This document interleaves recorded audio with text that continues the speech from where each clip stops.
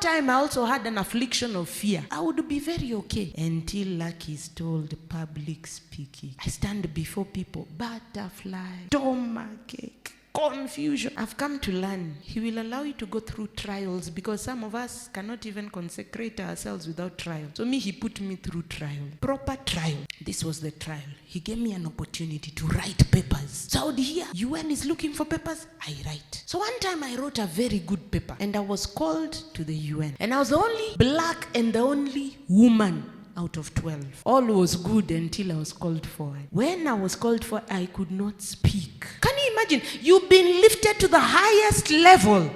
When I went back to my room, I cried. You know, now I left there, I think they were thinking, I'm a con woman. I must have come on behalf of the true Lucky. I cried. That was the turning point. I cried to the Lord. I took time. I told the Lord, I'm not eating again. I'm not doing anything again until you deliver me. I cried round one. I was out of the country for, 4-5 days. At in the course of that trip, I felt sick. I went through issues. After crying, I felt better, but the Lord burdened me. Continue.